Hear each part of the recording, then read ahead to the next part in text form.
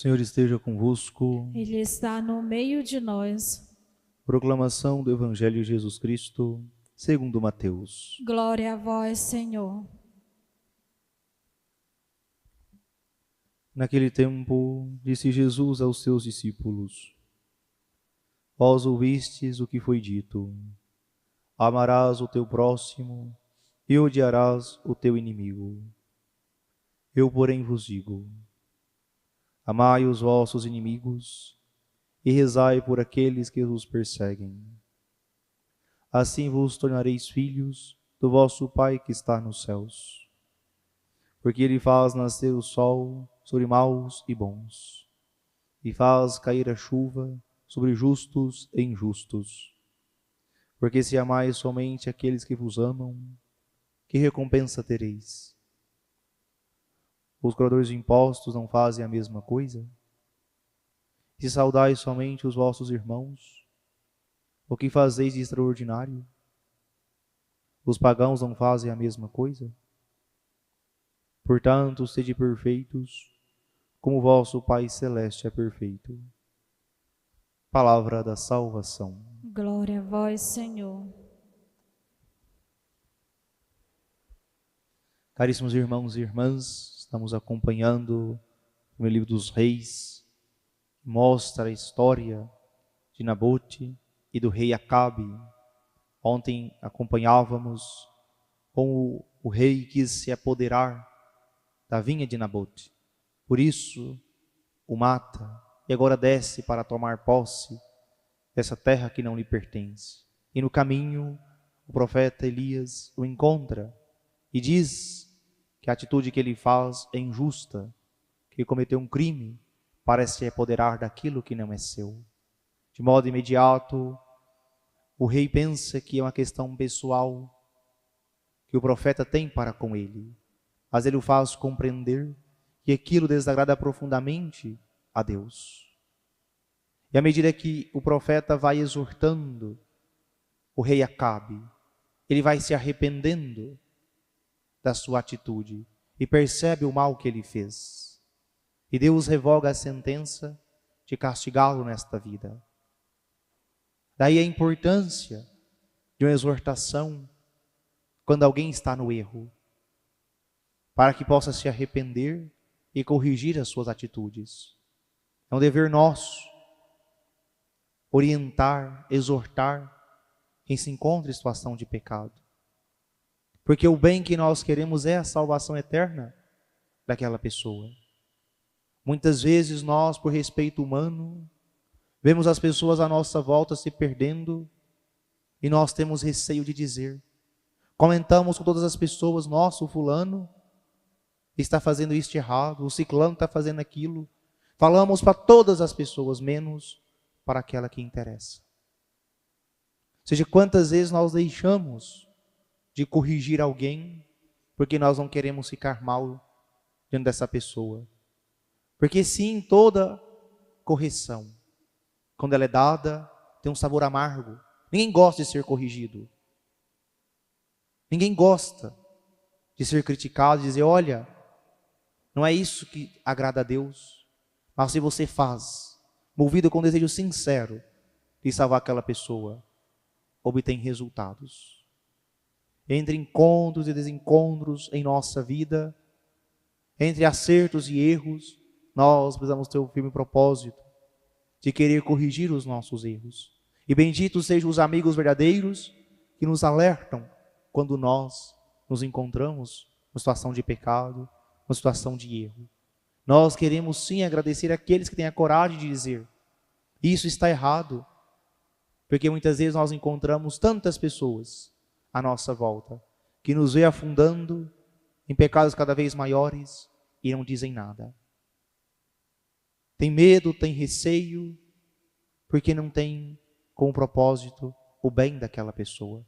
Porque se eu amo verdadeiramente alguém, se eu quero tanto bem a alguém, eu me interesso pela sua salvação eterna e eu vou corrigir. Eu vou te exortar, assim como fez o profeta Elias com Acabe. Interessante o texto dizer que ele coloca vestes de penitência ele se arrepende sinceramente do seu pecado. Portanto, ele busca retificar as suas ações. Assim também, quando nós corrigimos alguém, e essa pessoa dá ouvido à nossa orientação, nós ganhamos o irmão para Cristo. Mas se nós, orientando, a pessoa não quis dar ouvidos, nós chamamos mais um outro, e ainda assim a pessoa não quis dar ouvidos, não é culpa nossa se essa pessoa se perde. Porque nós fizemos todo o possível, tudo aquilo que estava ao nosso alcance para retirá-la do erro, mas ainda assim ela insistiu. Por isso, a correção que o Senhor nos faz é para que nós deixemos de ficar comentando com todos e dizer a quem interessa. Ter essa coragem de falar com quem está no erro para que possa se converter. Por isso, Jesus nos alerta no Santo Evangelho. Nós devemos amar os inimigos. Ou seja, ainda que a pessoa me tenha prejudicado, me tenha feito mal, eu continuo desejando o bem a esta pessoa.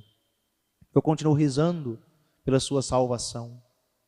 Eu quero que essa pessoa se converta, que essa pessoa tenha um encontro com Deus. Muitas vezes nós temos dificuldade em amar aquelas pessoas que nos maltratam, que nos humilham, as pessoas que são nossos inimigos. Porque nós muitas vezes também começamos a nos tornar inimigos das pessoas.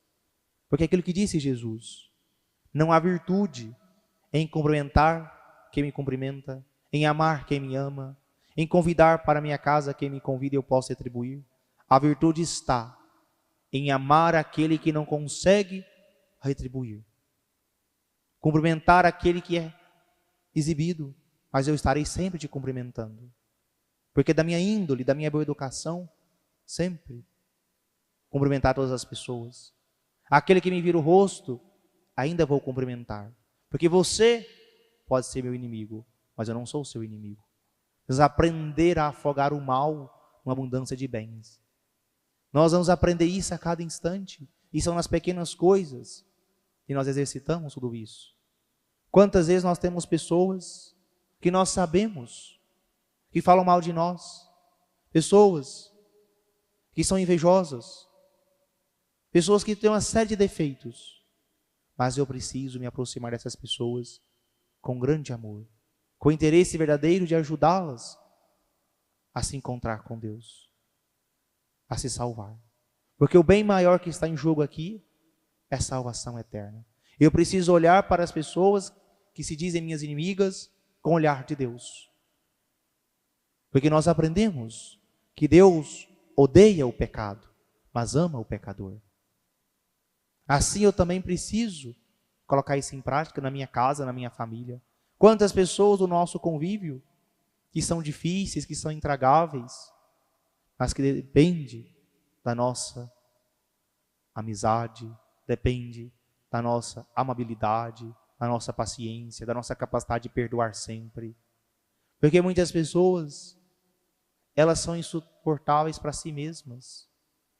Por tantos traumas, tantas dificuldades, tantas histórias tristes que tiveram, que elas não conseguem conviver bem em sociedade.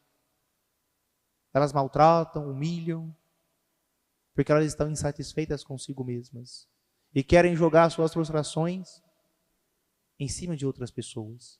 Eu preciso ter a máxima caridade, a máxima paciência para compreender cada pessoa e ajudá-la em sua necessidade. Por isso é justo nós darmos a cada um o que é devido, mas não significa dar a mesma coisa. Muitas vezes eu preciso dar mais atenção para esta pessoa, ora eu preciso corrigir essa, ora somente um abraço, ora somente dar atenção, ouvir, olhar nos olhos. Eu preciso saber que cada pessoa é única e irrepetível. Com cada pessoa eu vou ter um tipo de relação. Umas mais profundas, outras medianas, outras apenas de cumprimentar porque vejo na igreja ou vejo em alguma repartição da sociedade. Mas em cada uma delas, eu preciso ter o firme propósito de amar e desejar a salvação dessa pessoa. Quando nós olhamos com esse horizonte de desejar o bem, de desejar a salvação, nós conseguimos amar até mesmo aquelas pessoas que nos são difíceis. Mas se nós continuarmos de modo raso, apenas na margem, nós iremos agir somente de modo reativo. Se me acolhe, eu acolho. Se me cumprimenta, eu cumprimento.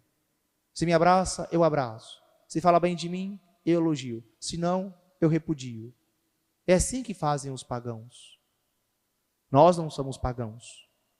Nós somos discípulos de Jesus. Qual é o nosso propósito? Sede perfeitos como o vosso Pai Celeste é perfeito. Esse é o nosso horizonte. É difícil, sim, mas não é impossível. Porque Deus nos dá a graça de agir a cada instante, com um coração manso, um coração humilde, semelhante ao seu próprio coração. Por isso, nesse dia em que nós ouvimos esse Santo Evangelho, nós queremos nos comprometer diante de Jesus, a amar a todas as pessoas à nossa volta. Nós queremos afogar o mal numa abundância de bem. O outro pode considerar-se meu inimigo, mas eu não sou inimigo dele, porque eu quero o seu bem, eu rezo pela sua conversão e estou sempre pronto a te ajudar na hora que for preciso. E isso deve ficar presente em nossos corações, para que nós possamos ser em tudo semelhantes a Jesus, a quem tanto amamos. Louvado seja nosso Senhor Jesus Cristo. Rezemos juntos a oração vocacional.